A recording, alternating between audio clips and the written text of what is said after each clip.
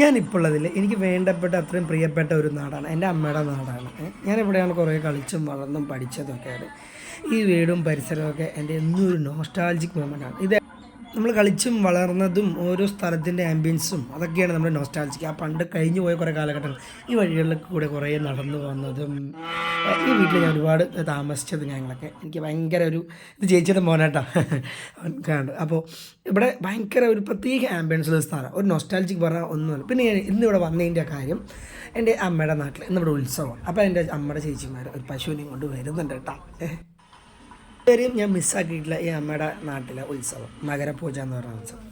അപ്പോൾ അങ്ങനെ ഇതാ നമ്മുടെ പശുക്കുട്ടികളൊക്കെ ഉണ്ട്, ജസ്റ്റ് അതൊന്ന് കാണാം. ഇത് നമ്മുടെ എന്താ പറയുക പശുവിനെ നിർത്തുന്ന സ്ഥലം. പശുക്കുട്ടികൾ വെള്ളം കുടിക്കുന്നു കേട്ടോ, അതിൻ്റെ വേണ്ടപ്പെട്ട സാധനങ്ങളൊക്കെ ഇട്ട് കുടിക്കുന്നു.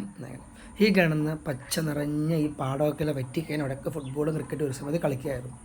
ഒരു 6-7 മണിയായപ്പോൾ നമ്മുടെ വേല നടക്കുന്ന സ്ഥലത്ത് വന്നപ്പോൾ കുറച്ച് വണ്ടി വേഷങ്ങളൊക്കെ ഇവിടെ കാണുന്നു കേട്ടോ.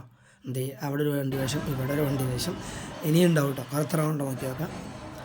എന്ത് ഇവിടെയുണ്ട് ഗണപതി എന്നെ നോക്കണില്ല, അങ്ങോട്ട് നോക്കുന്നു.